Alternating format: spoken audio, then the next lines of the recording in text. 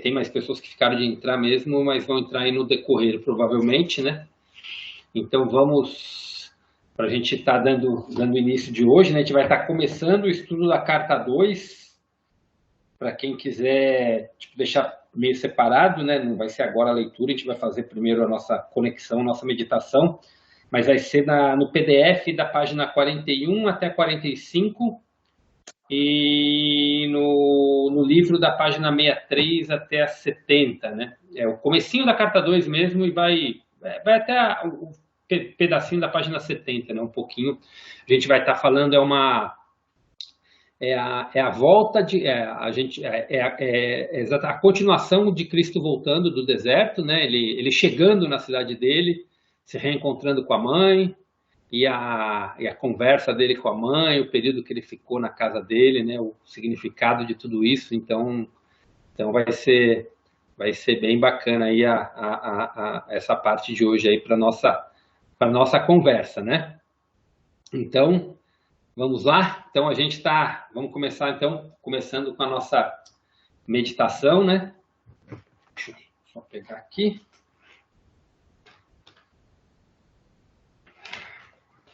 Então vamos fechar os nossos olhos. Vamos respirar fundo. Chamando aqui a presença dos nossos guardiões, dos nossos guias, dos nossos protetores. Formando aqui essa egrégora de Cristo, essa egrégora da consciência crística. Pedindo a presença dele para estar iluminando, nossas mentes, abrindo a nossa mente. E que tudo que a gente falar agora seja divino, que seja tudo para um bem maior. Pedindo um manto de proteção, para que a gente saia daqui fortalecido, saia daqui forte. Para aumentar nosso conhecimento, aumentar esse nosso processo de entendimento, esse processo dos nossos padrões emocionais, do nosso esquema mental, para que cada vez mais a gente consiga ir dissolvendo aquilo que não nos serve e absorvendo aquilo que for parte desse nosso novo ser que está se criando, dessa nossa nova consciência que está se montando, que não é... São todos conhecimentos que a gente já tem, que lá no íntimo a gente já sabe, e que só estão vindo a aflorar cada vez mais agora com o entendimento que está vindo.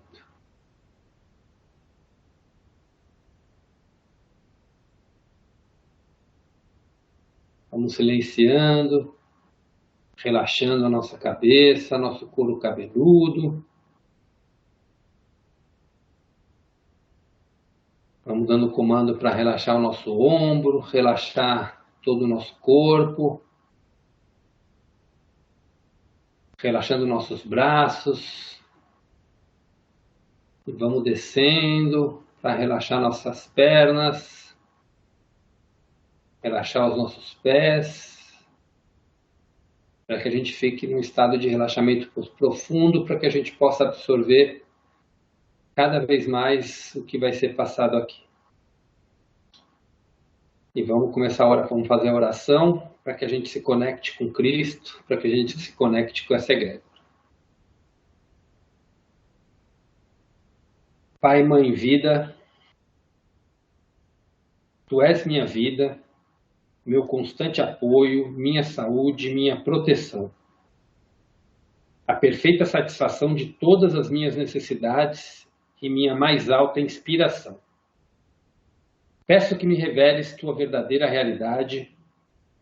Sei que é Tua vontade que eu seja plenamente iluminado e que eu possa receber melhor a consciência de Tua presença em mim e ao redor de mim. Creio e sei que isso é possível. Creio que Tu me proteges e me guardas no perfeito amor. Sei que o meu propósito final é Te expressar. Quando falo contigo, sei que Tu estás perfeitamente receptivo para mim, pois Tu és a inteligência amorosa universal que maravilhosamente concebeu este mundo e o tornou visível. Sei que quando te peço para falar comigo, eu envio um raio de luz de consciência para a tua consciência divina e que quando eu escutar, tu entrarás em minha consciência humana e virás cada vez mais perto do meu espírito e meu coração, mais e mais receptivos. Eu confio o meu ser e minha vida aos teus cuidados.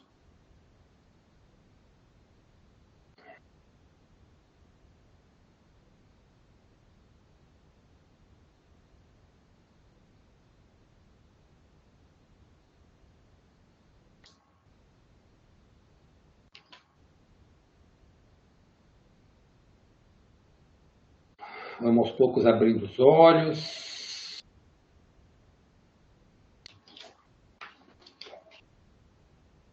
Essa oração, para quem ainda não achou, ela está na carta 8, tá? Na parte final da carta 8. Uma oração que eu faço todo dia de manhã, na minha rotina eu leio as cartas, né? E no final eu faço a oração e entro em silêncio, né? Em meditação, né? No meu silêncio, procurando escutar, procurando ouvir. Eu falo que os sinais da consciência crística você vai começar a sentir quando você falando essa oração, né, procurando decorar ou lendo mesmo, entrando na consciência da palavra. É uma oração tão forte, tão profunda, e você vai aos poucos sentindo que eu chamo de sentir, né? Eu não sei, cada um tem algum sentido mais forte que consegue ouvir, se consegue se conectar. O meu é muito forte no corpo, né? Eu sinto o corpo vibrar, o corpo conectar. E quando cada um vai estar sentindo, e quanto mais você sentir, quanto mais você conseguir silenciar, mais você vai estar sentindo o poder dessa oração entrando em você, criando consciência. E é impressionante como a gente sente tudo isso vibrando no nosso dia a dia também, né? Mas vamos lá, vamos estar iniciando a leitura. Como eu disse, quem quiser ficar, como eu sempre falo, quem quiser ficar em silêncio para sentir as palavras, e para quem quiser acompanhar lendo, pode acompanhar lendo também. E vamos lá, né? Acho que eu já dei boa noite para todos que entraram aí. Então vamos estar começando agora. Então vamos, para a gente poder estar conectando. Então, como até tem um aviso no início da carta 2, né? Fala, essa carta, mais do que lida, ela deve ser ponderada, né? Então a gente vai estar começando agora, né? Com o início dela e depois o encontro de Cristo com a mãe dele e as primeiras conversas. A gente vai até um pouquinho antes dele sair para começar o processo dele mesmo como mestre, né? Quando ele sai, né? Então essa carta 2, esse período de descanso que ele tem com a mãe dele, vocês vão estar reparando, é o período que ele passa para absorver todos os conhecimentos antes dele sair como um mestre, curador, né? E começar efetivamente os primeiros milagres, embora muita coisa ele já começa dentro de casa, como vocês vão estar vendo agora, né? Então vamos lá. Eu sou o Cristo. Enquanto atuo desde as mais altas esferas da consciência criativa divina, minha influência envolve o seu mundo. Usando uma metáfora, estou mais distante em consciência do seu mundo quanto o Sol está da Terra. Entretanto, se você me chamar com sinceridade, estarei tão perto quanto for necessário para ajudá-lo. Haverá muitos que não poderão receber essas cartas. Esses ainda não estão prontos para elas. Haverá aqueles que tentarão abafar a sua existência, uma vez que os ensinamentos que contém serão uma ameaça para o seu sustento ou religião. Eles não terão êxito. A oposição apenas reforçará estas cartas. Haverá aqueles que receberão essas cartas com alegria, uma vez que suas almas sabem mais que além das religiões do mundo onde se encontra a verdade, a realidade da existência. Estes prosperarão e finalmente salvarão o mundo da autodestruição. Agora continuarei minha autobiografia do ponto onde parei em minha última carta. Meu propósito, ao dar a você alguns detalhes biográficos de minha entrada na vida pública como mestre e curador, é evidenciar as atitudes e comportamentos da minha juventude, assim como as circunstâncias em que alcancei o meu próprio estado de humanidade espiritualizada.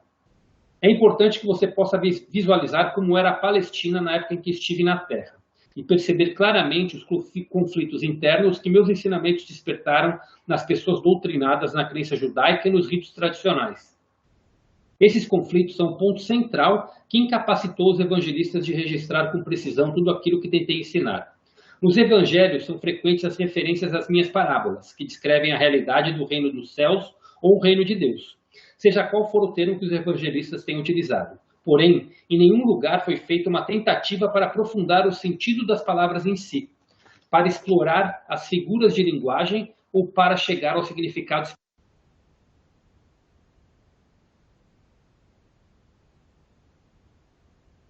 Tá mudo.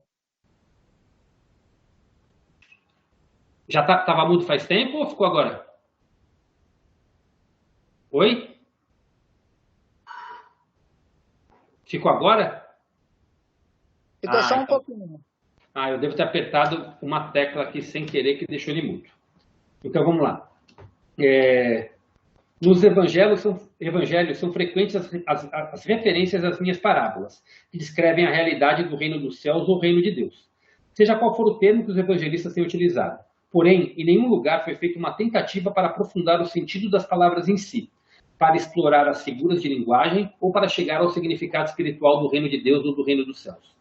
À medida que eu falar sobre os verdadeiros sermões que dei às pessoas, à luz das minhas experiências no deserto, do seu próprio conhecimento dos fatos científicos, você será capaz de entender pelo menos um pouco daquilo que tentei ensinar naquele tempo. Uma vez que meu sucesso foi muito limitado, é imperativo que outra tentativa seja feita no começo desta nova era, deste milênio, pois é com base no meu elevado conhecimento espiritual, privilegiado e iluminado, que será fundada e se desenvolverá a próxima era. Foi, e ainda é, essencial que um mestre como eu e como outros que existiram, muito sensíveis e totalmente comprometidos mental e emocionalmente com a busca da verdade da existência, venham à Terra cunhar palavras para descrever para a humanidade, aprisionada em palavras, aquilo que reside na dimensão criativa universal em um estado não definido. Se não fosse por tais mestres inspirados, as pessoas na Terra permaneceriam na ignorância a respeito de tudo o que há além da Terra, pronto para ser contatado e pessoalmente experimentado e absorvido para promover a futura evolução espiritual. E ainda mais, se diz que a Bíblia é o livro mais amplamente lido no mundo. Na sua forma presente, ela serviu aos seus propósitos. O Novo Testamento, da forma como está, com toda a carga de interpretações errôneas, é um impedimento para a evolução espiritual. Agora é tempo de avançar para uma nova esfera de percepção e compreensão mística. Uma vez que me é impossível descer novamente a um corpo humano para falar ao mundo, além de ter outras dimensões nas quais ensino, treinei uma alma sensível para receber e transcrever. É o melhor que posso fazer para falar pessoalmente com você. Espero que você possa receber e aceitar isso. Tudo aquilo que for errôneo será apagado, esteja certo disso. Os incidentes e as curas relatados nas páginas seguintes que seguem não são importantes. Eles aconteceram, mas são contados apenas para que você possa entender o seu verdadeiro significado espiritual. À medida que for lendo, quero que você relacione as condições de 2000 anos atrás com a sua vida e tempo presentes. Quero que você considere a pessoa de Jesus como um ícone do que finalmente pode vir a ser alcançado por todo ser humano que estiver pronto e disposto a converter-se no membro fundador do reino do céu na terra. Ainda que as pessoas do seu mundo sejam o que você chama de sofisticadas e cheias de importância, com seus modernos conhecimentos e ensinamentos, versados nos costumes contemporâneos e nas novas formas de se relacionarem uns com os outros, as pessoas daquele tempo eram basicamente iguais a você. Elas eram controladas e motivadas inteiramente pelos impulsos gêmeos de ligação e rejeição, desejos e repulsões, assim como você. Elas amavam, odiavam, criticavam, condenavam, caluniavam e intrigavam. Tinham ambições de chegar ao topo da sociedade, desprezavam aqueles que fracassavam na vida, secretamente eram promíscuas e insultavam aqueles que de alguma forma eram diferentes delas. Para ajudar você a compreender e a entrar plenamente naquele tempo em que estive na Terra, minha consciência desceu até o seu plano de existência terrena para experimentar mais uma vez a pessoa de Jesus, as emoções e os acontecimentos nas quais estive envolvido. Quando saí do deserto e pus o pé na estrada em direção à minha aldeia de Nazaré, ainda estava exultante, exuberantemente feliz com o conhecimento tão gloriosamente revelado a mim no deserto. Fixei completamente meus pensamentos em tudo o que havia aprendido e, se meus pensamentos se perdiam nas minhas antigas formas negativas de pensar, rapidamente me voltava para o Pai para receber inspiração e determinação para superá-los. Dessa forma, eu voltava constantemente à luz da consciência e do entendimento. Algumas pessoas me olhavam com desconfiança, vendo minha alegria e também minha aparência suja e descuidada. Será que eu estava bêbado? Perguntavam-se. Outros me olhavam com aversão. Ao invés de reagir com raiva como fazia no passado, eu lembrava que havia sido abençoado com visões e conhecimento que eles não podiam nem imaginar. Abençoei-os, rezei para que sua visão interior se abrisse de maneira semelhante e continuei em paz o caminho até minha casa. Entretanto, alguns adeões olhavam com compaixão para o meu lamentável aspecto e correram para suas casas para buscar-me pão e mesmo vinho, para ajudar-me a continuar o caminho. Havia sempre alguém que me oferecia abrigo para a noite. O Pai Vida, de fato, supriu todas as minhas necessidades e me deu toda a proteção necessária. Durante todo esse tempo, eu não disse nenhuma palavra a respeito das minhas semanas no deserto. Sentia que ainda não era o momento. Por fim, cheguei à minha aldeia, Nazaré, e o povo caçoou abertamente de mim, apontando meu aspecto imundo e minha roupa rasgada. Vagabundo, preguiçoso, sujo, foram algumas das palavras mais amáveis que me lançaram. Cheguei à porta de minha mãe com um sentimento de pavor, pois eu sabia que ela ficaria mais chocada do que seus vizinhos ao me ver diante dela. Magro, mostrando os ossos sob a pele, os olhos fundos, as bochechas vazias, a face queimada, os lábios rachados do sol, a barba longa e embaraçada. E a roupa? Ficaria furiosa ao ver minha roupa. Sua cor original totalmente reconhecível pelo pó do deserto e o tecido desfeito e rasgado. Subi os degraus e preparei-me para aguentar a fúria de minha mãe. Quando chamei, minha irmã veio à porta. Olhou-me boca aberta, assustada e com os olhos arregalados e bateu-me a porta na cara. Ouvia correr para os fundos da casa gritando: "Mãe, venha depressa, há um homem velho e sujo na porta." Escutei minha mãe resmungando, irritada para si mesma, enquanto corria para a porta. Abriu-a de repente e ficou paralisada pelo choque. Eu sorri por um momento, ela olhou-me de cima a baixo, cada vez mais horrorizada, ao dar-se conta de que esse homem de terrível aspecto era de fato seu filho rebelde, Jesus. Estendi minha mão para ela, dizendo: "Sei que causo pena a você, mas pode ajudar-me?" Imediatamente sua expressão mudou e, levando-me para dentro, trancou a porta. "Depressa", disse para minha irmã assustada. "Deixa de escândalo e põe água para ferver. Seu irmão está morto de fome. Não importa em que confusão se meteu, ele é da família. Temos que cuidar dele." Suavemente me ajudou a tirar a roupa, inclinou-me sobre um grande recipiente de água e esfregou-me até ficar limpo. Lavou-me, cortou meu cabelo e barba e cuidadosamente cobriu as feridas do meu corpo e lábios com uma pomada cicatrizante. Nenhum de nós quebrou o silêncio. Saboreei o amor que ela me demonstrou e tentei demonstrar minha gratidão com uma atitude mais doce e sensível. Depois de vestir-me uma túnica limpa, ela serviu-me uma refeição frugal de pão, leite e mel. Relutante, deu-me vinho para recuperar as forças, embora estivesse claro que ela pensava que era o vinho a grande causa da minha terrível situação. Então conduziu-me até a cama e cobriu-me. Dormi por várias horas e acordei revigorado pela luminosa manhã de sol que se via pela janela. Eu agora estava ansioso para falar com minha mãe e dizer-lhe que eu era de fato um Messias, mas não daquele tipo que imaginava o povo judeu. Eu podia salvar as pessoas das más consequências de seus pecados. Podia ajudá-las a encontrar saúde, abundância e a satisfação das suas necessidades, porque agora podia ensiná-las exatamente como havia sido criado o mundo. Assim que comecei a falar, ela começou a ficar encantada e animada. Pulou de pé e quis sair correndo para contar aos vizinhos que seu filho era realmente o Messias. Deveriam ouvir a maneira como ele falava, e ele havia jejuado no deserto. Mas eu a impedi de fazer isso. Eu disse que ainda não havia contado a ela o que me fora revelado. Uma das coisas mais importantes que havia aprendido era que os judeus ortodoxos estavam completamente equivocados a respeito de suas crenças num Deus vingativo. Não havia tal coisa. Isso a deixou contrariada e desconcertada. Então exclamou: "Como então Jeová vai governar o mundo e nos tornar bons e nos fazer escutar seus profetas, se não nos castigar? Agora você ficou tão importante que pode ensinar aos sumos sacerdotes o seu próprio trabalho que foi transmitido a eles desde o tempo de Moisés? Vai trazer ainda mais vergonha para essa casa." Ela começou a chorar e disse com raiva: "Você em nada mudou, somente mudaram as coisas que diz. Você só me trouxe dor. Como pude acreditar que você seria um Messias? Com suas ideias estranhas, só levará nosso povo a maior tormento do que nunca." Meus irmãos a ouviram em prantos e vieram correndo, querendo colocar-me para fora de casa. Ofereci sair pacificamente porque não queria mais alvoroço. Se essa era a forma da minha mãe reagir, eu poderia estar certo de que os demais também reagiriam da mesma forma ao que eu tinha para dizer. Percebi que precisava de paz de espírito, descanso absoluto e silêncio para colocar em ordem meus pensamentos e experiências. Teria de rezar e pedir inspiração para saber a melhor maneira de abordar os judeus com minha mensagem de boas novas. Estava certo de que o Pai Vida atenderia à minha necessidade e que eu encontraria a acomodação mais conveniente em algum lugar. Minha mãe, embora furiosa com minha atitude de grande cabeça dura, estava atormentada por seus sentimentos de amor e compaixão por mim, devido ao estado deplorável em que me encontrava. Ela rejeitou tudo o que eu parecia representar: a rebeldia, o desprezo pela religião judaica, as atitudes contestadoras em relação à autoridade, meu caráter voluntarioso e arrogante. Mas ela ainda me amava e estava profundamente preocupada para me ver envolvido em problemas tão grandes quanto jamais havia pensado ser possível. Ela chamou a atenção dos meus irmãos, dizendo que calassem a barulhenta discussão, e virou-se para mim. Pode ficar aqui até que esteja melhor, disse ela. Talvez enquanto estiver por aqui, eu possa trazer bom senso para você.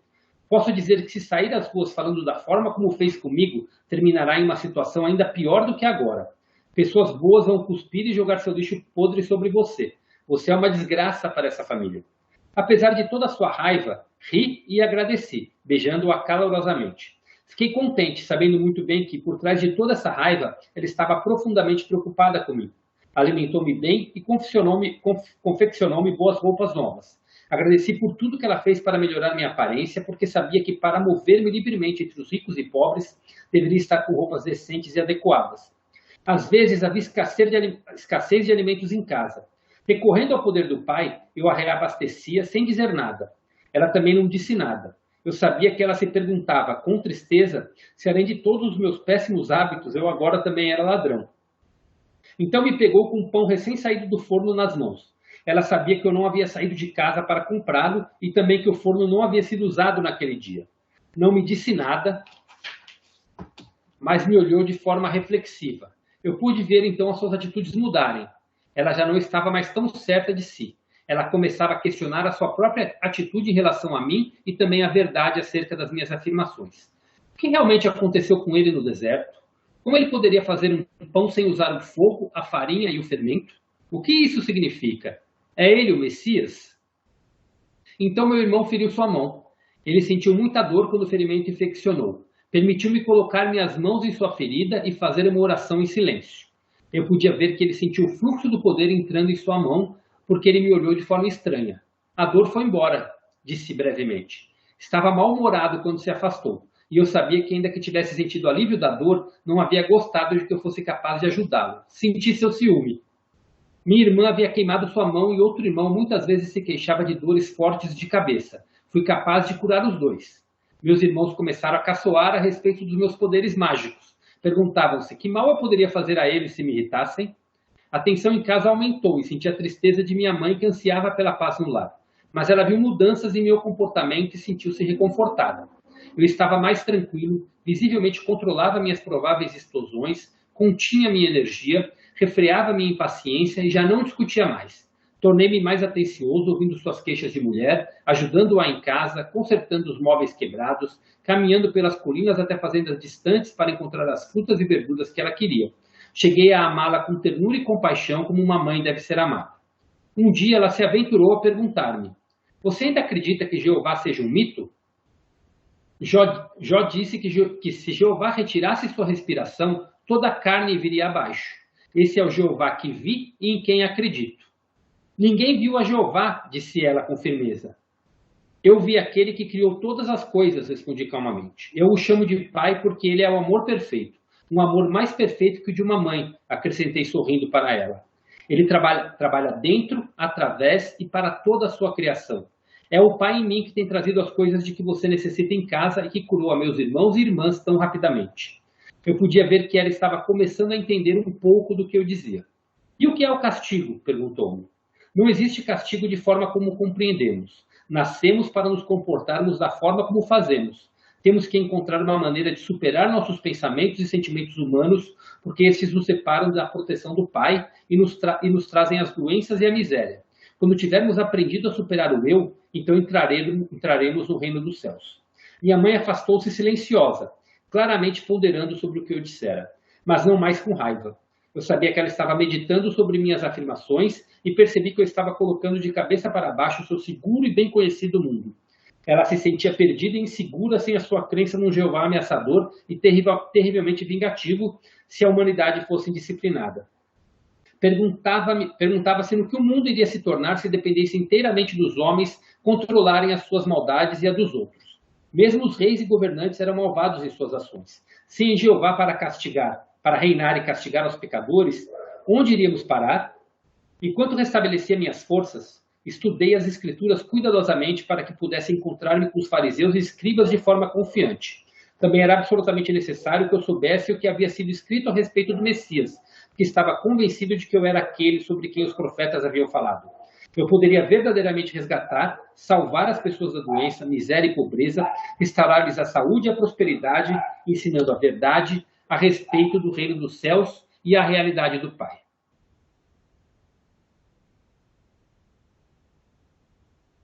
Então hoje a gente vai estar encerrando aqui.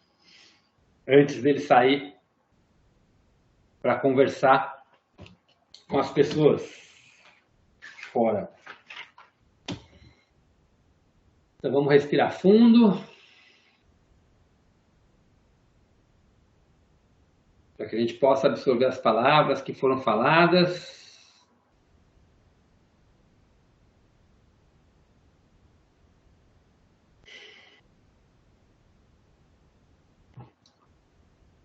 Está aberto agora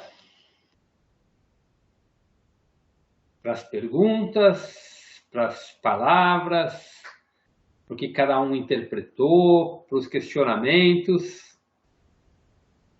Fiquem à vontade para quem quiser começar.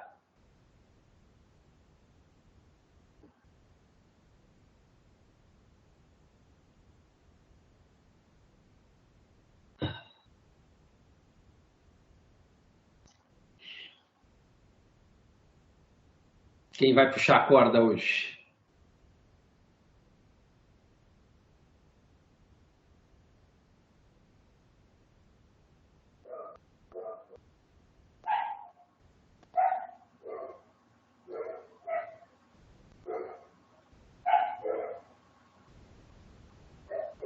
Silvia! Pode falar, Oi, Silvia. bem? Tudo jóia, como você está? Me chamou a atenção a parte que fala das interpretações errôneas do Novo Testamento. Então isso me intriga muito, porque então quer dizer que a gente tá tudo errado? Como é que funciona isso? Eu fico muito perturbada com isso, sabe? Eu fiquei muito, chamou muito a minha atenção. Uhum. Então, assim, se alguém pudesse falar alguma coisa a respeito que tem mais entendimento. Está anotadinho aqui para falar, mas vou deixar em aberto para quem quiser falar, comentar sobre isso.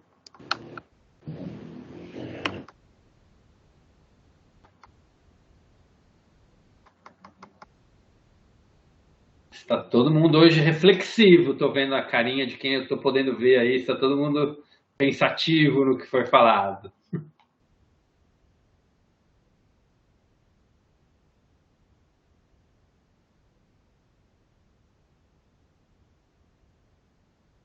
Grazi, Marilda, Marlene, Dri, Ale, Divane.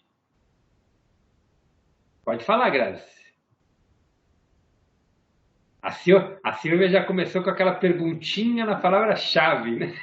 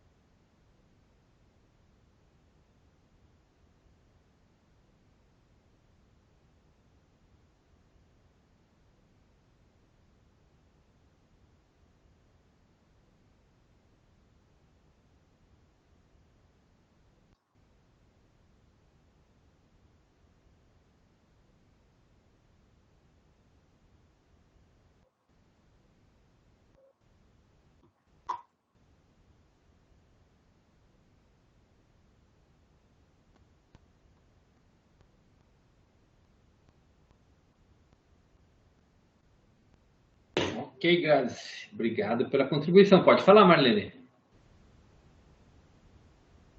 Bom, a gente pode ver que realmente, se lá atrás a própria mãe dele, que tinha todo um contexto, foi surpreendida com toda uma diferença do que ele trouxe, ela foi surpreendida que nem a gente tem todo um contexto religioso, como eu já falei, eu fui criada em religião católica, então a gente tem um conhecimento que a gente vendo ou lendo ouvindo tudo, a gente também fica meio assim, gente, realmente é isso mesmo?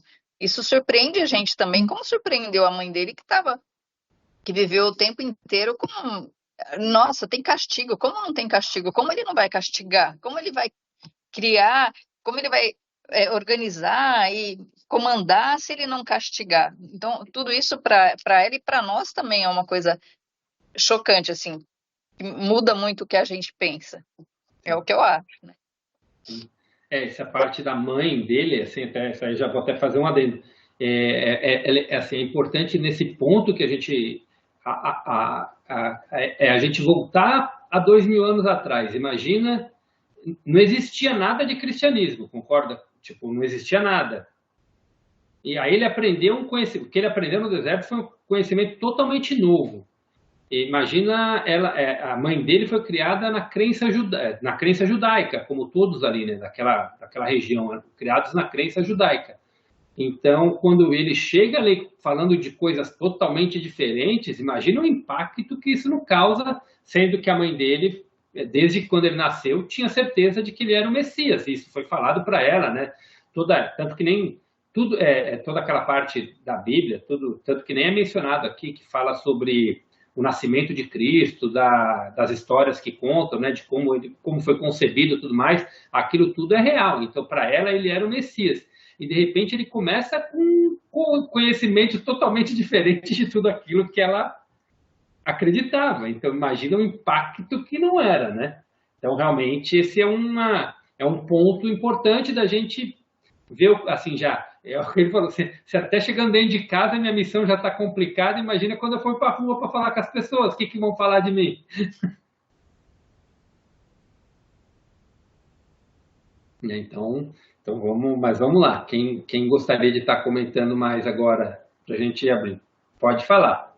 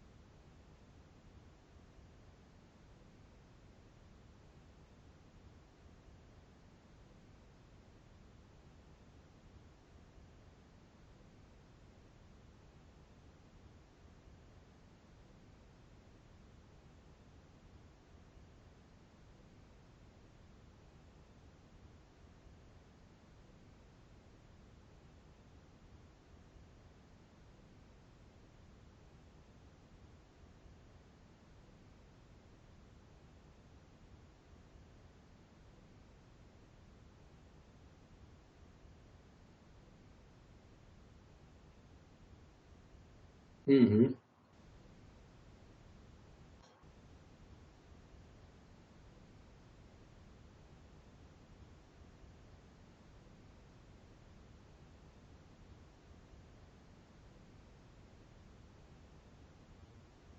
Assim, vamos falando, esse ponto é legal, até para, já vai começar a ajudar a responder um pouquinho da Silvia aí, né? Das concepções errôneas, né? Lógico que não são todas as concepções, são alguns pontos de entendimentos errôneos que ele comenta. Então, por exemplo, Cristo já deixou claro que depois que ele voltou do deserto, ele veio com um ensinamento totalmente novo a respeito do Pai, a respeito de Deus. Que Deus não tinha nada a ver com aquele Deus vingativo. Que Deus é puro amor. Que nós somos imagem e semelhança de Deus e que todos nós que nos dedicássemos a purificar nossa consciência e limpar realmente dessas crenças que foram implantadas, a gente pode estar evoluindo e chegando no estágio como ele era, um mestre de nós mesmos. Então, isso que a Grazi colocou do castigo, aí primeiro ponto para refletir, era um conhecimento totalmente novo, né? E quando a Marlene, algumas reuniões atrás, alguns encontros atrás, ela falou, nossa, mas eu leio a Bíblia, eu fico totalmente confuso, porque fala do Deus vingativo, que Deus jogou praga, que Deus fez isso, que Deus foi aquilo. Quando Cristo chega, ele veio para fazer uma ruptura totalmente com esse tipo de ensinamento. Mas concorda que esses ensinamentos não foram tirados da Bíblia. Eles continuaram lá. Então, é uma confusão muito grande para quem lê a Bíblia do começo ao fim, quando se depara com um Deus vingativo, que para determinado ponto ele apoia as guerras, para determinado ponto ele joga praga. E peraí, mas como esse Deus é amor, né? Então, concorda que se você pensar sobre esse prisma, já é totalmente conflitante essa ideia da Bíblia. Tá? Já é bem conflitante. Outro ponto é a crença no pecado que foi falado, né? É errado, Deus vai te punir, é errado, Deus vai fazer isso. Isso a gente cresce, até hoje a gente cresceu um pouco com essa consciência. E se a gente for pegar os ensinamentos que ele coloca aqui, e os ensinamentos que mesmo quando a gente lê os ensinamentos, os evangelhos, em nenhum momento é falado sobre isso, que Deus vai te punir se você errar, que muito pelo contrário, Deus perdoa, Deus quem roubou, ele perdoou, a maior mostra do perdão é o ladrão que morreu do lado dele, que se arrependeu, e ele falou, não, se você já se arrependeu, você já está salvo, tipo, mostrando um pouco dessa consciência nova que ele veio começar a implantar, que Deus era amor, que Deus era perdão, que Deus era tudo isso. E se a gente pega o contexto no geral da Bíblia e do que ensinam nas igrejas ainda, muito vem desse conceito do pecado, da punição, do que é certo, do que é errado. E quando a gente olha um pouco dos ensinamentos dele, que ele coloca, que não existe o certo e o errado. É claro que a gente sabe o que é errado. Fazer mal, e por que não existe o que é certo e o que é errado? A Grazi colocou do ame aos outros como a ele mesmo, né? E a gente fala, não, mas... E aí ela falou até de inverter, né? A gente tem que se amar para amar o próximo. Mas se a gente não tem um amor por nós mesmos, como a gente vai amar alguém? A gente externa aquilo que a gente é. Então, se a gente não se ama, a gente não consegue externar isso. Agora, e tem numa das leis da existência que é o quê? Se eu quero que os outros me tratem de tal maneira, eu tenho que tratar eles primeiro daquela maneira. Uma das leis da existência fala isso. Isso é amar ao próximo como a ti mesmo. Fazer ao próximo o que você quer que façam a você. É criar um novo padrão de consciência.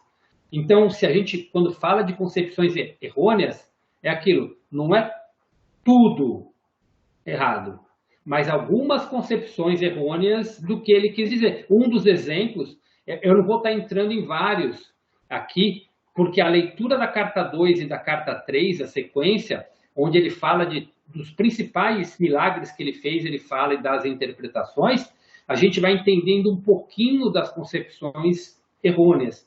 A principal delas foi na hora da crucificação. Talvez foi uma das maiores concepções errôneas que foi falado e que ele fala abertamente sobre isso nas cartas. Mas ele sempre fala, foi meio, tipo, a gente tem que pensar assim, ele veio com um conceito, por isso que é importante a gente entender o momento das cartas e entender por que ele teve que voltar hoje. Ele veio com um conceito totalmente novo ele veio com um conceito totalmente novo, ninguém nunca tinha ouvido falar disso que ele veio comentar naquela época. Então era natural que as crenças das pessoas acabassem influenciando um pouquinho nos ensinamentos que fossem feitos.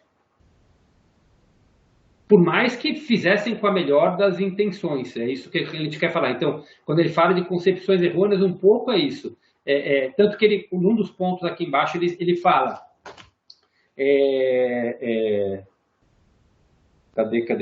Cadê? Os incidentes e as curas relatados nas páginas que seguem não são importantes. Eles aconteceram, mas são contados apenas para que você possa entender o seu verdadeiro significado espiritual. À medida que for lendo, quero que você relacione as condições de 2.000 anos atrás com a sua vida e tempo presentes. Quero que você considere a pessoa de Jesus como o ícone do que finalmente pode vir a ser alcançado por todo ser humano que estiver pronto e disposto a converter-se no membro fundador do reino do céu na terra. Ainda que as pessoas do seu mundo sejam o que você chama de sofisticadas e cheias de importância, com seus modernos conhecimentos e ensinamentos, versados nos costumes contemporâneos e nas formas de se relacionarem uns com os outros, as pessoas daquele tempo eram basicamente iguais a você. Então, o que ele coloca isso? O que era um pensamento comum da época? A Grazi falou, o olho por olho e o dente por dente. Isso era comum naquela época. As pessoas que erravam eram apedrejadas, eram crucificadas. Você falava uma coisa que vinha contra o que elas acreditavam, as pessoas cuspiam nelas, xingavam nas ruas. Então, imagina como era a crença tão enraizada das pessoas para algo sobre isso. Então, era muito mais radical ver. E você quebrar isso de uma hora para outra era complicado, né? E tem um ponto importante que a gente vai estar falando daqui, que foi como Cristo começou a quebrar isso, que foi falado aqui. E a gente vai continuar falando, já foi falado nessa parte que foi lida, que é até para a gente poder refletir sobre isso, né? Sobre o que foi falado, né? Não sei se eu ajudei, Silvia, a falar um pouquinho, mas deu para... Depois você me fala, a Gra levantou a mão, mas depois me fala se deu para ajudar um pouco a começar a aceitar um pouquinho mais essa palavra que ele falou. Pode falar, Gra.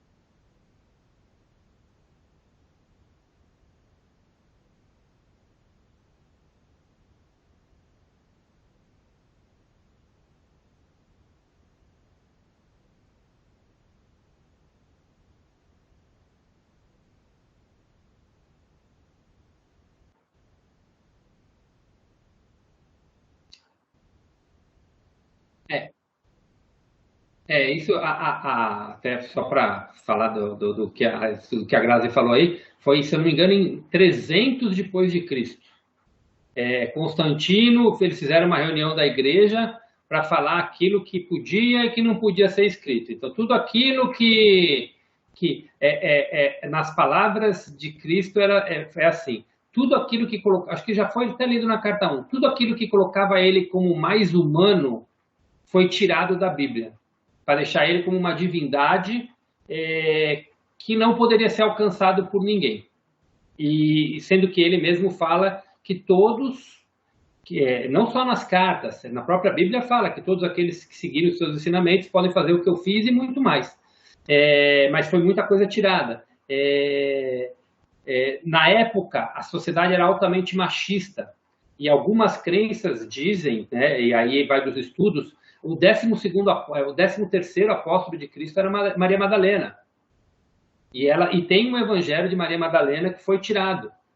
E Maria Madalena era, na época, ela foi prostituta e foi curada.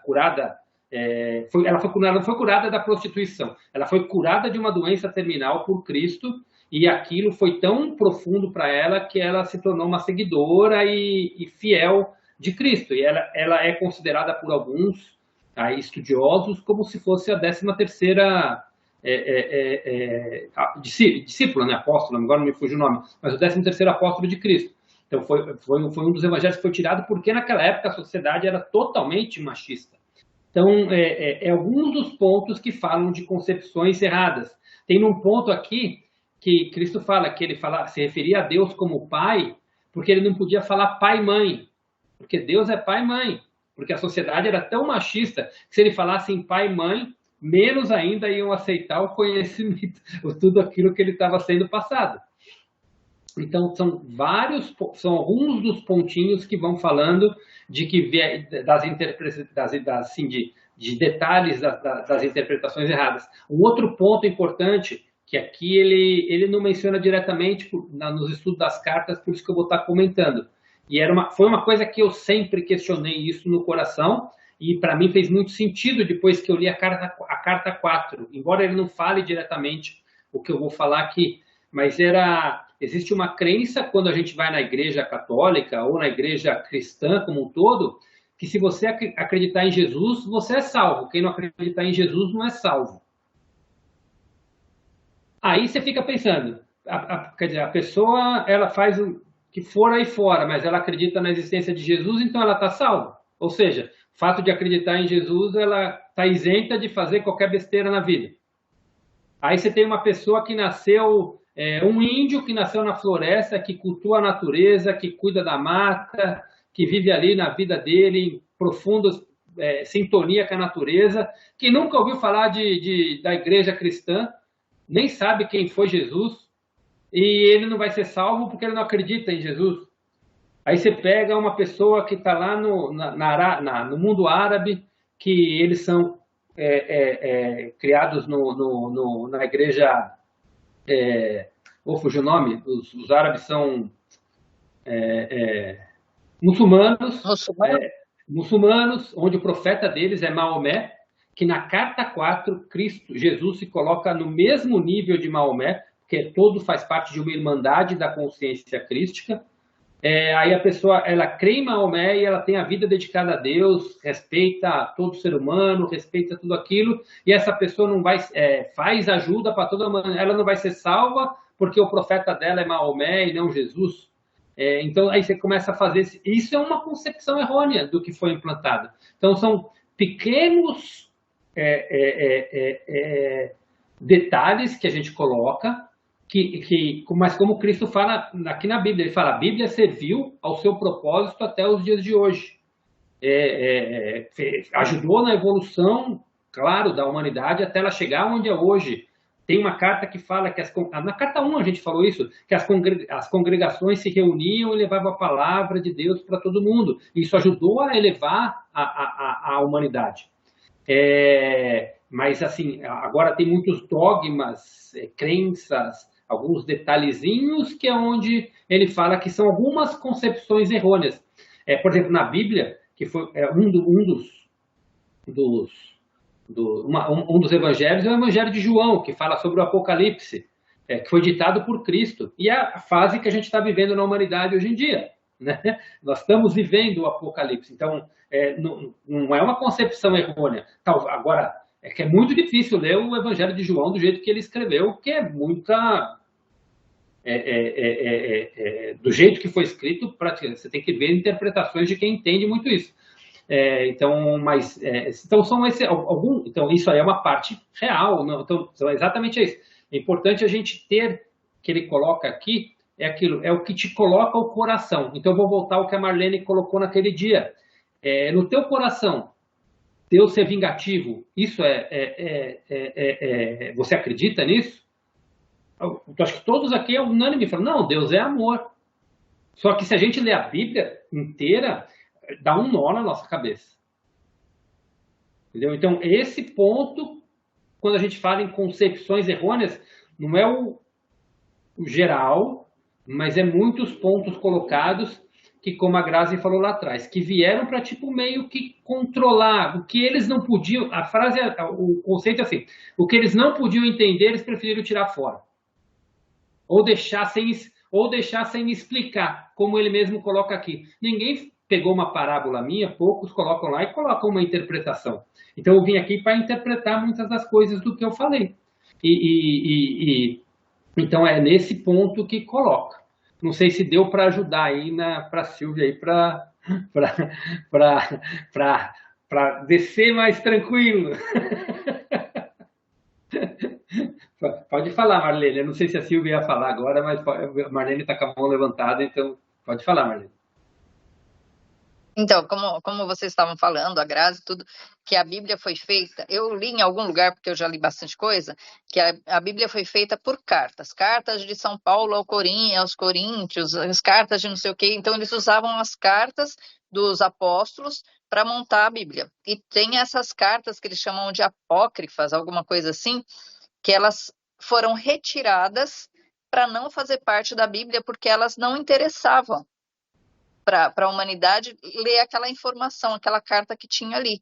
Então, realmente, eu sempre achei que a igreja foi criada, a religião foi criada para o poder, para eles mandarem, para eles controlarem as pessoas. Que nem, aí eu coloco medo, porque assim as pessoas não vão matar, não vão roubar, tanto que tinha a venda de indulgências, a venda do perdão, se você matar e der um dinheiro para a igreja, você vai ser perdoado, você vai ser, né? Então eu acho que assim, a Bíblia foi feita de modo a dominar as pessoas e deixar as pessoas realmente com muito medo de fazer coisas erradas, para que eles pudessem ter o poder.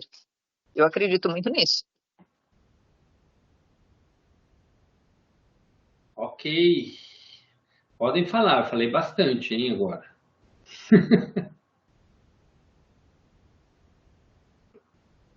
Marilda hoje está quietinha, está refletindo.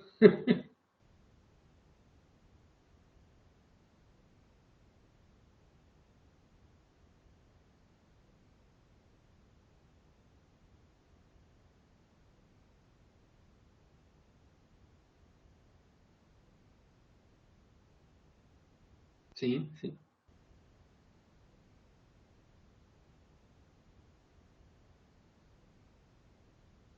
Sim, sim. Muita coisa não mudou, né? Algumas coisas não mudaram. Pode falar, pode continuar.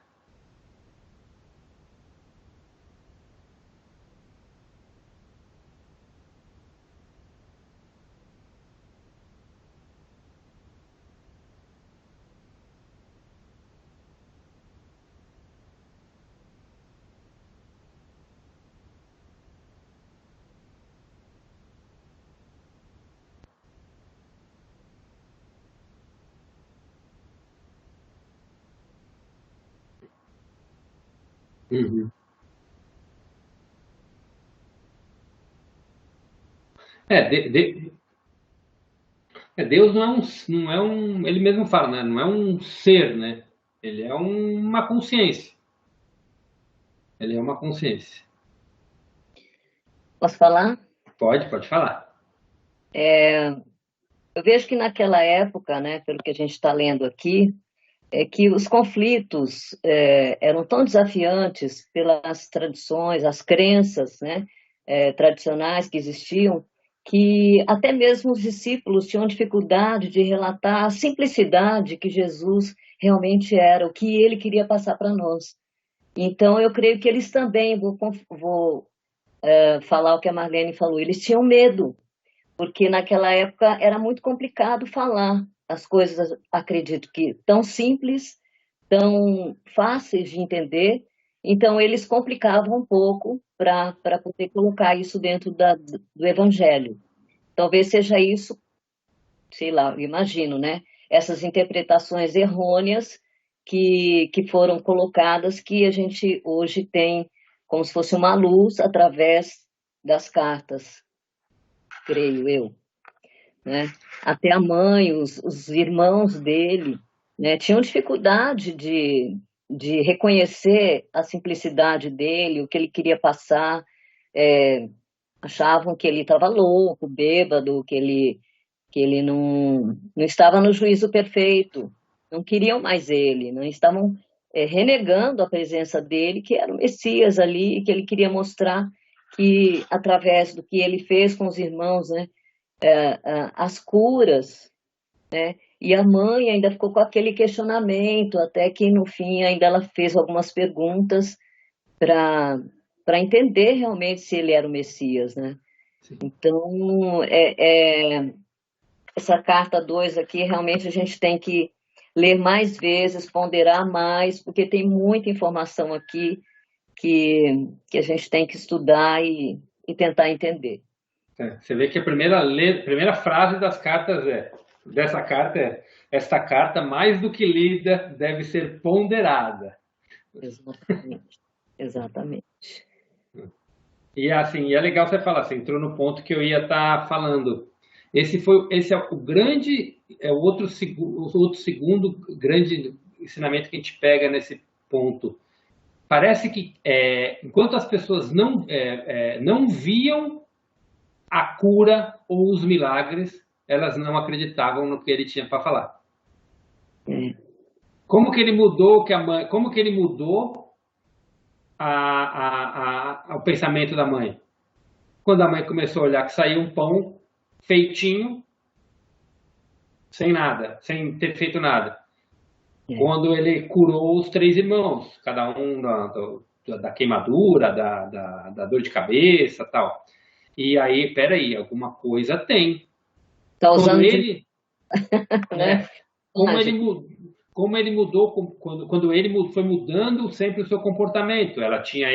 Na carta 1 a gente fala isso, do comportamento que ele tinha na adolescência, que ele era um rebelde e tal, mas um rebelde com os ensinamentos, e ele entrava em discussões, quando a gente fala em discussões, porque ele pensava diferente já da maioria das pessoas, e eles entravam em discussões.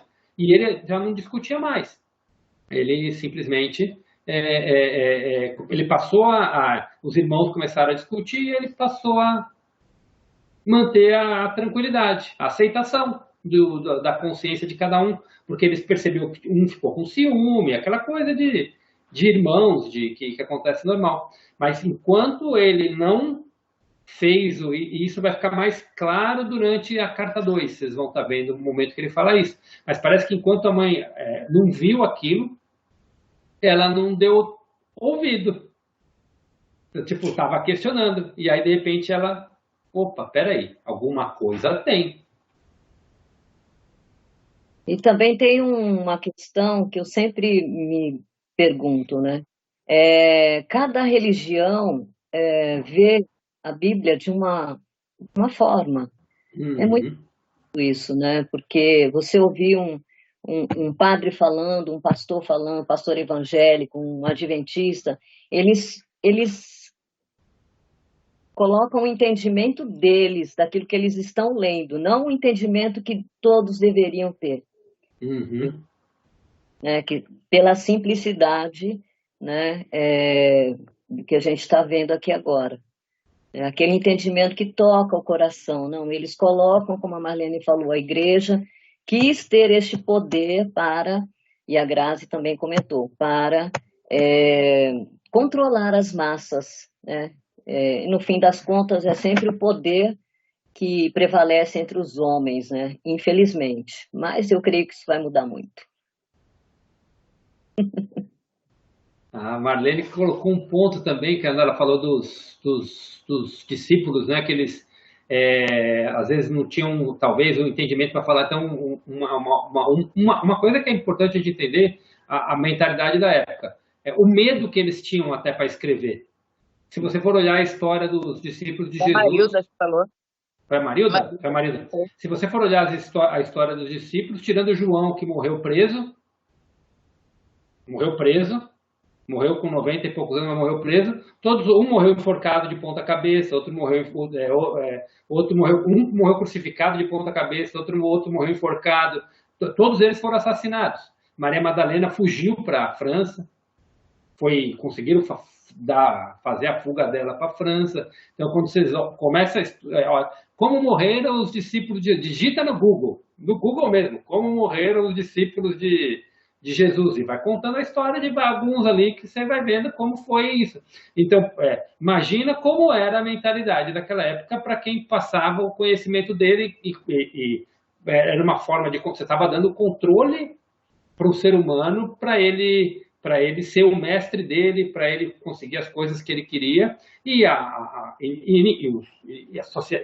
os poderosos não queriam isso, como não querem até hoje, de certa forma. Verdade. Pedro negou Cristo 3 vezes, né? Sim, sim, sim. E tá aí o medo, né? O medo de também morrer, como ele, né? Ia morrer. Exatamente. Então, fica tão claro para a gente essa questão de crença, né? De que a igreja coloca, que todos são doutrinados desde o nascimento para uma coisa que eles querem ter você como propriedade deles, né? Da igreja, para que você não tenha essa luz, essa clareza de viver em conexão com Cristo, com Deus, dentro dessa simplicidade, né? Aí é legal, assim, até falar, até ainda olhando como a Silvia fez o questionamento das concepções errôneas, em várias partes das cartas, Cristo ele coloca assim, ele fala que muitas coisas foram modificadas, mas tudo por todos que escreveram a Bíblia foi feita principalmente o Novo Testamento, né? Foi feita nas melhores das intenções, não foi e serviram à humanidade até o ponto que ajudou na evolução muito da humanidade. Se for comparar como é a vida hoje você, como ele mesmo cita aqui, cuspir em alguém na rua é uma coisa inadmissível. Você apedrejar alguém na rua é uma coisa inadmissível. Mas como então, para a gente ver como servir os ensinamentos de amor que foram passados e fazendo a humanidade evoluir. Mas como ele coloca, para sair da onde está, né? Estamos aqui para elevar o patamar, aí precisa de novos conhecimentos, precisa abrir e sair de algumas crenças. Então, esse é o ponto que é o importante, que é o ponto exatamente onde a gente está hoje, e por isso que ele coloca que veio para escrever as cartas, porque agora a humanidade precisa mudar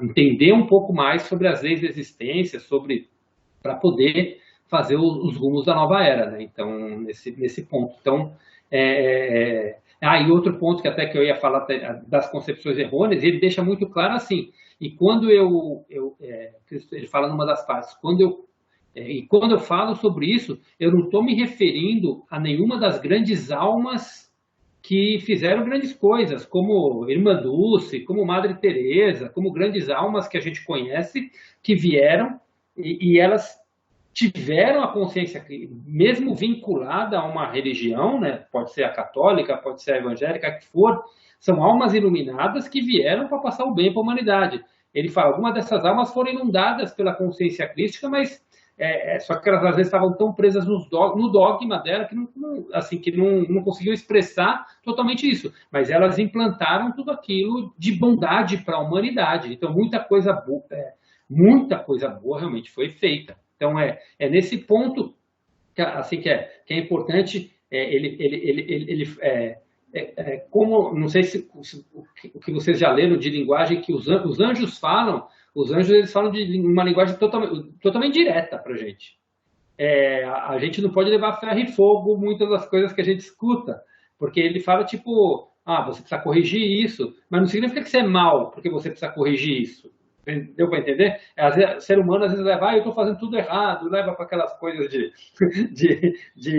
do ego, né? Se ofende, né, das coisas que fala. Então, ele até muitas vezes ele até deixa muito claro isso, que ele não está falando isso como falando das pessoas, ele está falando sobre o dogma cristão, sobre as crenças, né?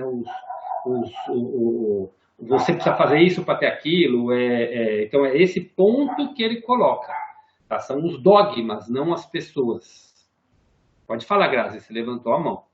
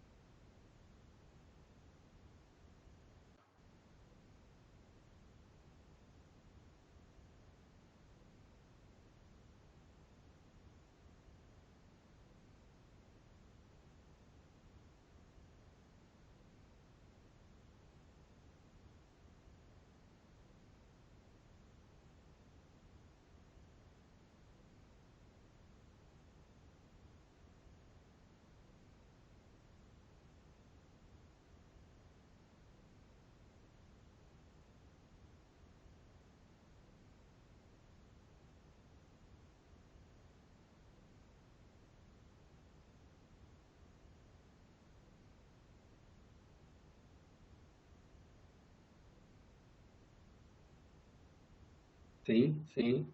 Sim, é o que eu sempre falo.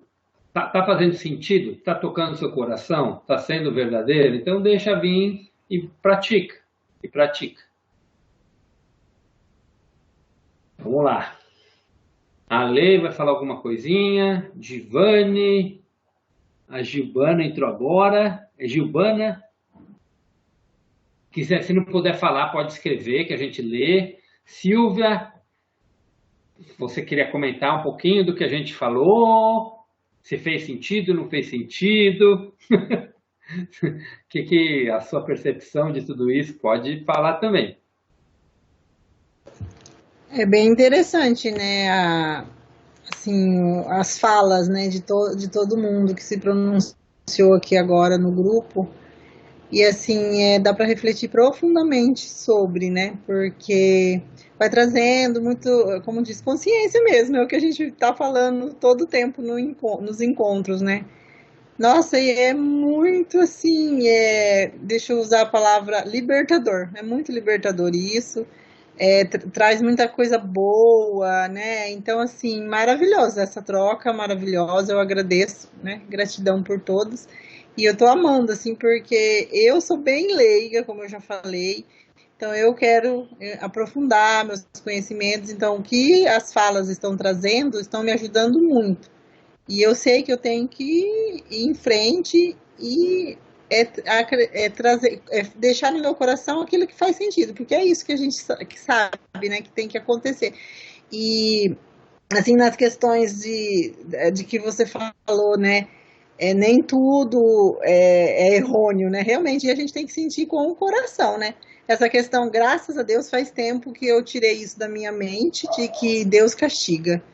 Nossa, e eu bato muito nessa tecla com as pessoas que ainda não acreditam nisso, né? Claro, de uma forma não assim de impor, né?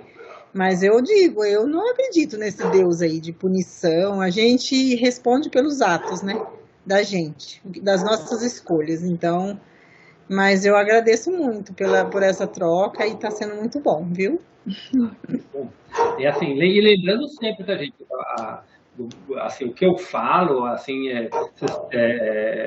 assim, vocês têm todo o direito de concordar ou não concordar, porque na realidade eu sou ser humano e eu também tenho minhas crenças, assim, então eu tô falando com os olhos do que eu tô. Mas para mim tá fazendo bastante sentido, entendeu? Isso é gostoso, porque o importante a maioria das isso. coisas faz muito sentido para mim. Ver assim, faz sentido, não faz sentido, e assim, se uma hora alguém falar uma coisa totalmente contrária ao que eu penso, ou eu falar contrário ao que você pensa, é aquilo que a gente fala, não leva para o pessoal, é uma maneira de pensar, é a maneira como eu penso, qual que é o certo ou o que é o errado, não existe o certo ou o errado, de repente aquilo é o certo para o momento que a gente está atravessando, e se é válido, continua. Esse é o ponto que a gente gosta sempre de deixar claro, né? Não existe o certo ou o errado, existe o que a gente acha naquele momento que pode vir Eu estava vendo umas coisas que eu falei há 2 anos atrás, que eu falava, nossa, isso não é bem assim, entendeu? Tipo, e a gente vai pensando. Agora, de repente, eu posso daqui a pouco falar, nossa, eu estou falando errado agora. A gente não sabe, né? São entendimentos e a gente precisa estar, como falou, sentir no coração. Faz sentido, não faz sentido, está fazendo bem. Esse que é o ponto para a gente estar sempre levando. Pode falar, Marlene. Esse lance de castigo, tem uma prima nossa, que ela eu não sei qual é a religião dela, gente, não sei, é cristã, não sei se é evangélica, eu não sei. Mas ela acredita no seguinte, porque eu sempre perguntei por que uma pessoa vem ao mundo faltando um braço, uma perna, ou com Down, autismo, essas coisas. E o que eles falam na igreja dela, eu acho assim muito absurdo. Ok, eu respeito, mas é muito absurdo. Ela fala assim: se o pai faz alguma coisa errada, o filho paga pelo erro do pai. Gente, eu faço uma coisa errada, eu jogo, para mim é causa e consequência. Eu fiz errado, eu vou ter o retorno daquilo que eu fiz errado. Não vou jogar para o meu filho pagar o meu erro. Mas isso tem na religião que ela frequenta. Eu acho assim muito, muito fora do que eu penso, muito fora. Isso, assim, é, isso é mais questão, não vamos entrar em termos aqui, é mais caso de constelação familiar, daquilo que, tipo, de... É verdade, isso é uma coisa que a gente herda dos nossos antepassados, não só cor de pele, não, a gente herda dos nossos antepassados também os hábitos, o que pensa, então tem muita coisa que a gente traz para isso, e aí às vezes a gente acaba tem muitos filhos que copiam os pais e acabam atraindo para ele as mesmas coisas, mas isso tudo tem a ver com as crenças e com a maneira que foi criada. Mas muitas vezes isso realmente coloca na Bíblia, que tipo, vai pagar até não sei que geração. Não na realidade, pode até pagar, mas não é um pagar porque Deus está punindo, é porque as pessoas estão repetindo os mesmos hábitos que os antepassados tinham. Aí vem da lei de causa e efeito, a lei da consequência, que é das leis da existência. E aí até os processos de constelação familiar falam muito disso, né? Que a gente herda tudo isso, tudo mais. Mas não mas exatamente o que você falou, Marlene. Punição não é. Deus não pune ninguém. Para Deus tudo está certo. Se a gente for pegar, partindo do pressuposto que a gente tem várias encarnações, né? Eu tô estudando um negócio, uma moça agora ela chama Andresa Molina, né? Ela dá um exemplo muito legal. Se a gente já passou por várias encarnações, provavelmente muitos de nós viveu na época da Inquisição. Então, ou a gente queimou, ou a gente foi queimado. Ou a gente tacou fogo, ou a gente foi queimado. E se a gente passou por várias encarnações, pensa no mundo há 300, 400 anos atrás, como que era? Então, quantas coisas de errado a gente já não fez? E se a gente carrega algumas coisas, né? Isso a gente carrega, o nosso ser, o nosso espírito, que é eterno e infinito, né? Então, algumas coisas acontecem, né? Porque a gente também está trazendo algumas coisas erradas que fez lá de trás, que precisa ajustar aqui, né? E que é o que a gente não lembra. Então, mas faz total, mas não é uma punição. Exatamente, é isso. Não é uma punição de alguém que está lá em cima julgando que é certo ou errado. São causas e efeitos, causa e consequência de tudo que a gente fez ou deixou de fazer, e por aí vai.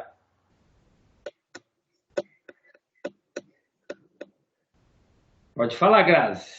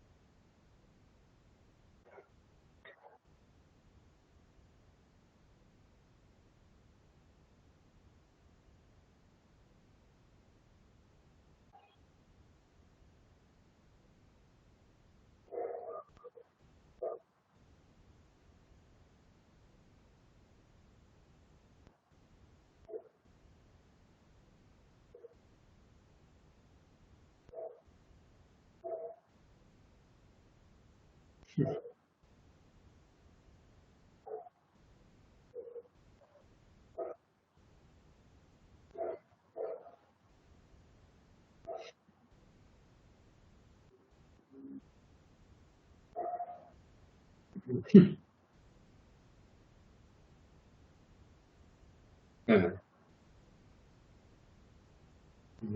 exatamente. Legal, legal. Alguém quer falar mais alguma coisinha sobre as partes de hoje? Eu quero falar um pouquinho. Pode falar.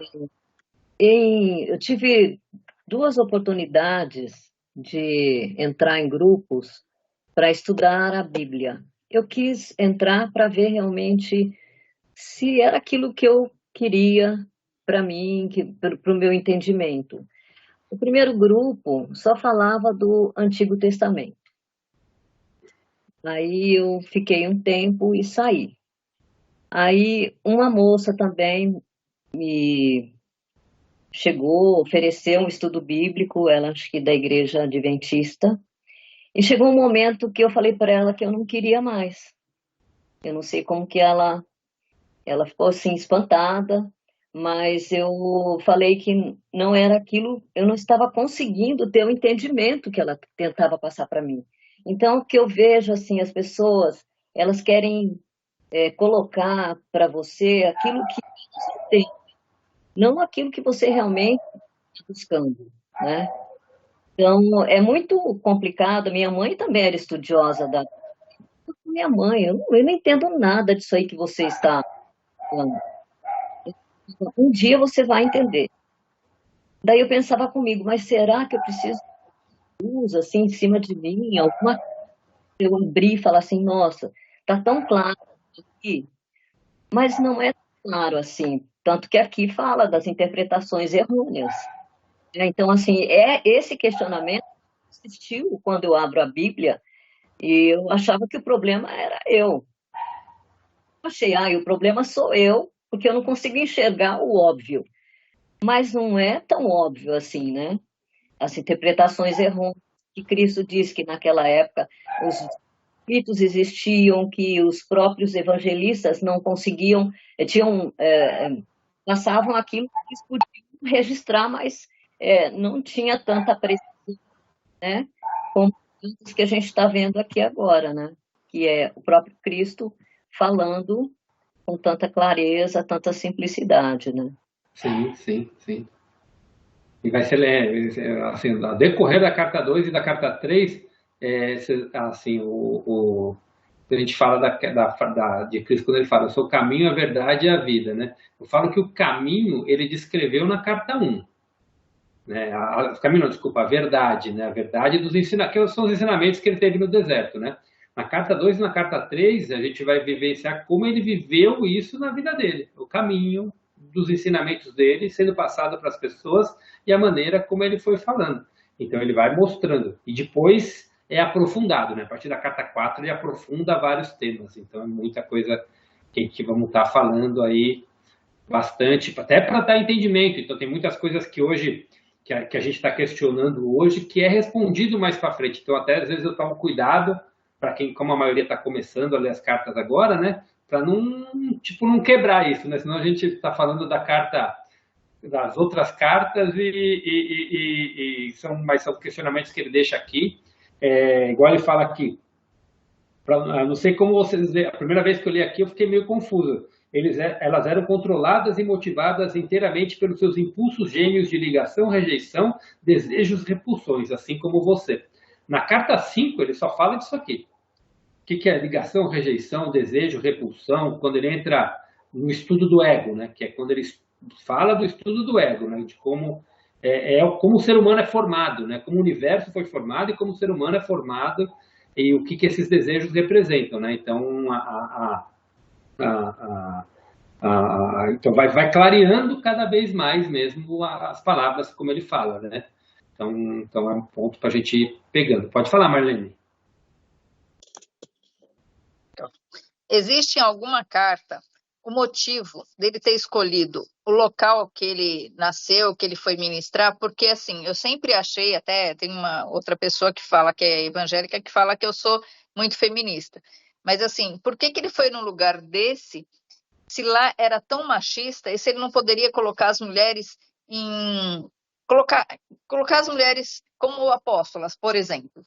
Por que só tinham os homens? Porque ali era muito difícil de colocar. Por que então ele não foi em outro local que era mais fácil? Porque eu acho que as mulheres são mais afetuosas e mais fáceis de entendimento. Então, por que a escolha? Em alguma carta chega a explicar por que a escolha do local?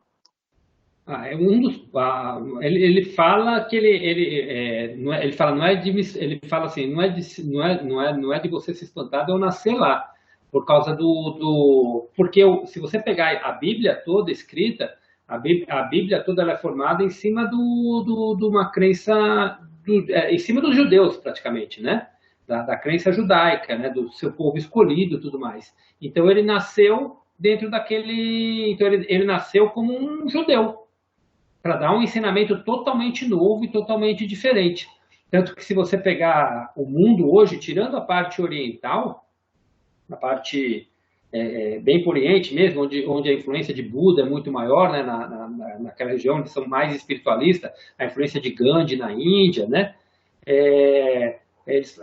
existe ali os judeus, né, que hoje são um povo bem pequeno, os árabes, que é uma dissidência dos judeus, e os cristãos, que é outra dissidência, se você for pensar em muita coisa. Tem muita coisa em comum com os judeus, porque a Bíblia começa pelos judeus e depois continua quando veio o cristianismo, mas o mundo todo ocidental ele é cristão, né? Ele veio com a cristão. E naquela época também não era tão, a humanidade toda ela era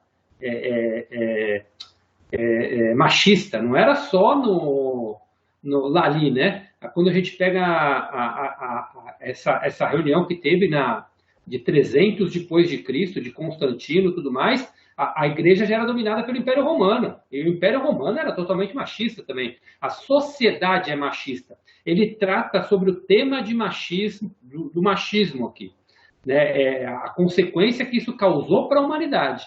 Então, isso é falado, mas não era um problema exclusivo daquela região. Isso é uma das maiores distorções da humanidade. Na carta 4 ele fala de Maomé. Maomé é eu não vou entrar aqui em polêmica, assim, mas os muçulmanos dizem que Maomé quem fala lá nos evangelhos deles lá, que o homem pode ter quantas mulheres eles quiserem e viver num harém, tipo, que isso não tem problema nenhum e que a mulher é crime. Segundo as cartas, isso foi totalmente distorcido pelas pessoas. Não foi bem isso.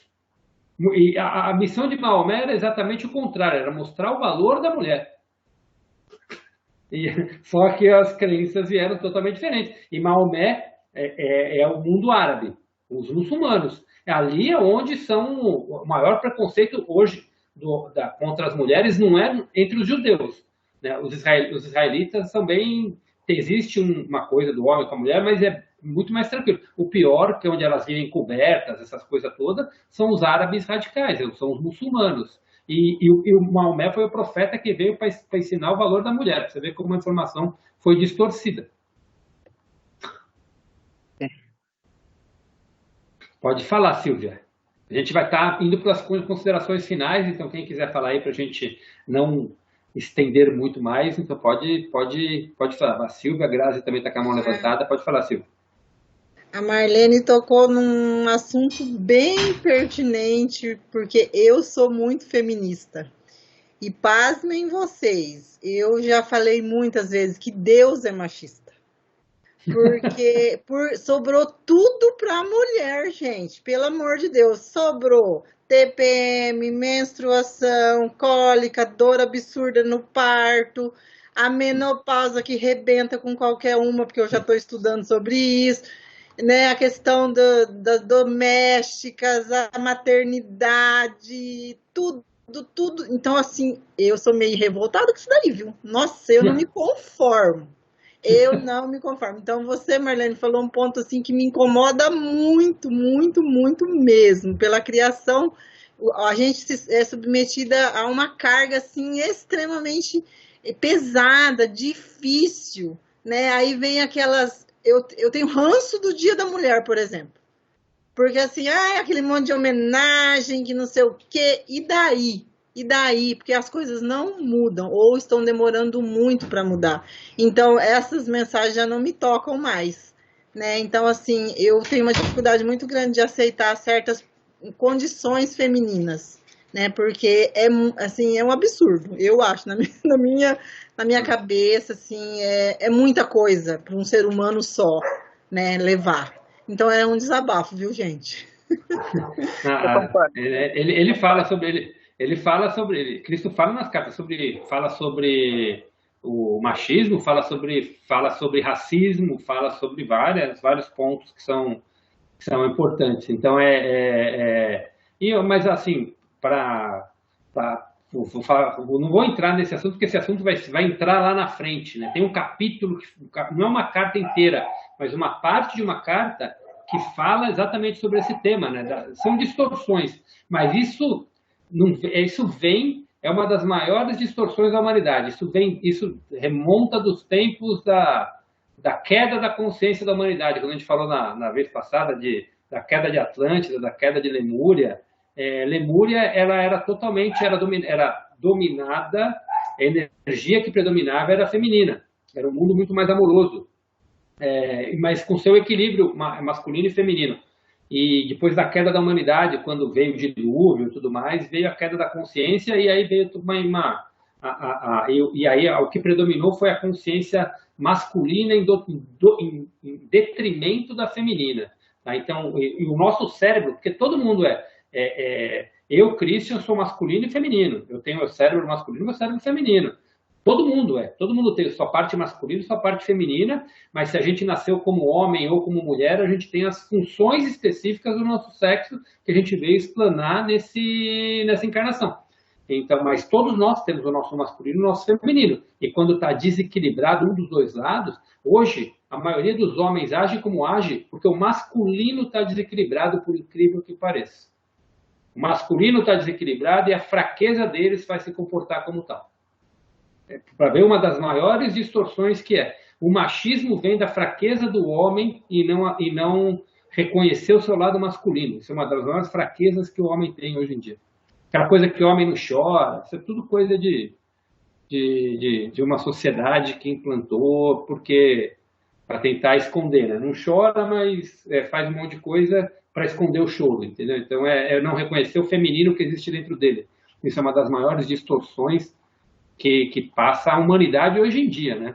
O feminismo é fruto de um machismo exacerbado. O dia que acabar o machismo, o futuro da sociedade é o fim do machismo e do feminismo, né? Isso aí tem que estar equilibrado para a sociedade prosperar. E graças a Deus isso está próximo.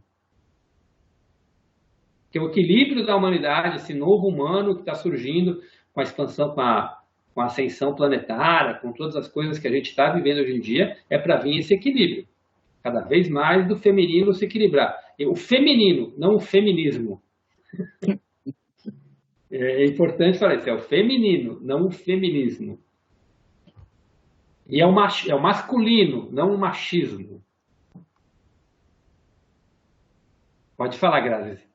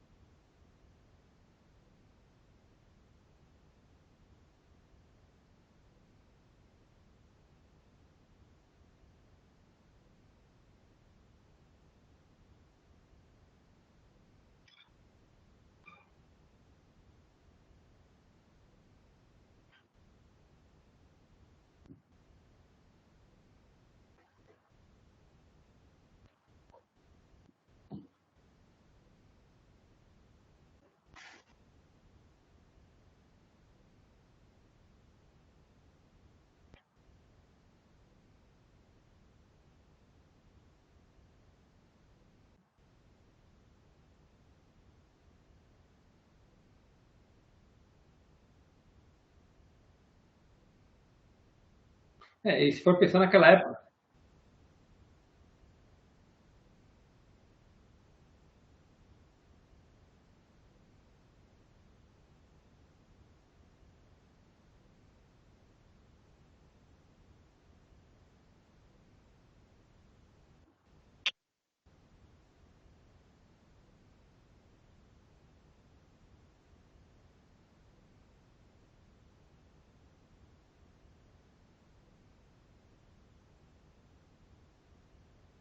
assim, para gente, só para dar um último ponto, para a gente partir para os finalmente, mas quem quiser fazer os últimos comentários pode e a gente encerra. Mas se a gente for pegar, nessa época, a Marlene falou que Cristo nasceu lá onde ele nasceu, né? Naquela época, para a humanidade, só existia a Europa, aquela região ali, e um pouco da Ásia. Aqui nas Américas nem existiam. E agora vamos parar para refletir. Quem eram evoluídos? Aquelas pessoas ou os índios que viviam aqui na América do Sul, os índios que viviam na América do Norte, os incas, os maias, os astecas, quem que era evoluído? Quem reverenciava a natureza? Quem não existia guerra? Eram planetas virgens, literalmente, totalmente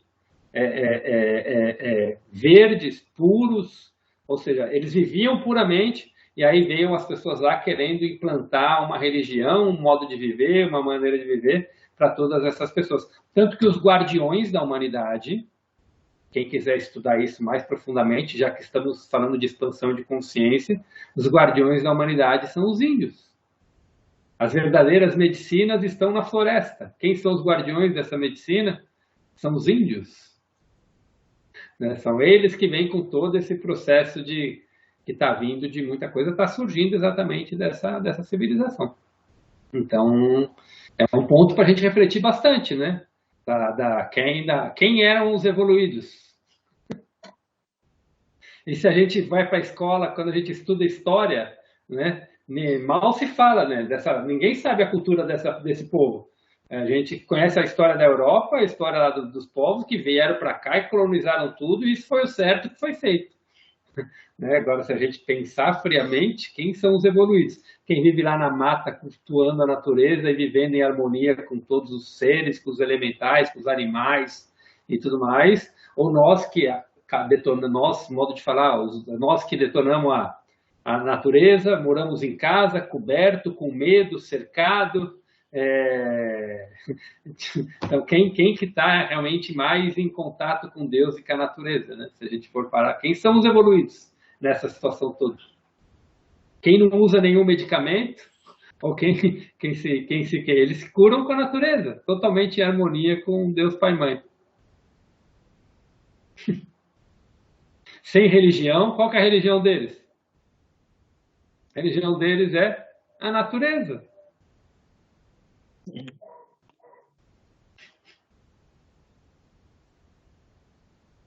Então, gente, vamos estar encerrando hoje. Já passamos 9 horas agora.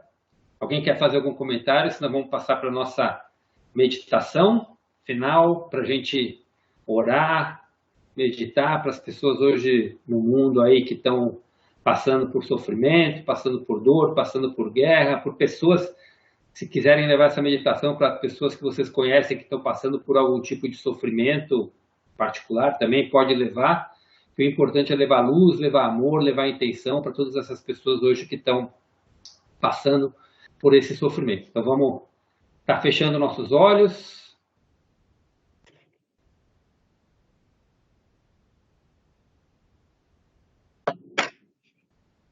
Vamos respirar fundo.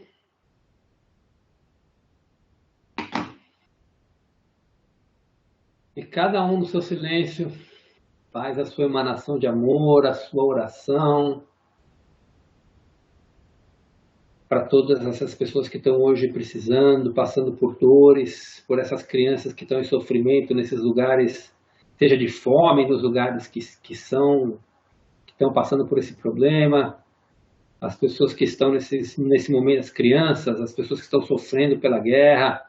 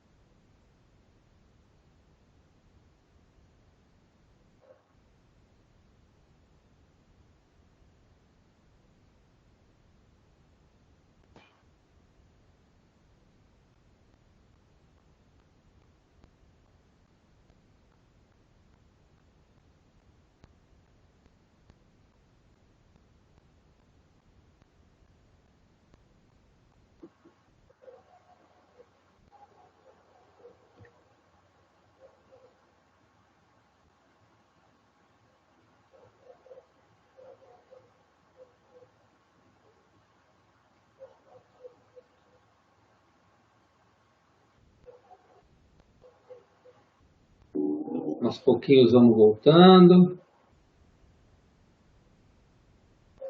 Gratidão por toda essa egrégora criada, gratidão a Cristo que esteve aqui presente em todos os momentos, na consciência de cada um, nas palavras de cada um, que cada vez mais a gente possa expandir, possa estar trazendo entendimento, compreensão e principalmente novos padrões para que a gente possa colocar em prática e influenciar cada vez mais positivamente todas as pessoas que estão em nossa volta, que é o que nós podemos fazer, e emanando amor, emanando luz, emanando para todas as pessoas que estão precisando. Então, Amém. Gratidão a todos vocês.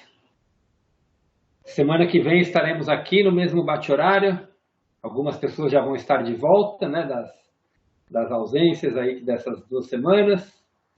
E lembrando aí para quem, dia 2, dia 3, a gente vai fazer o nosso encontro. Acho que a gente preparou tudo bonitinho, as flyers para estar mandando aí para vocês hoje.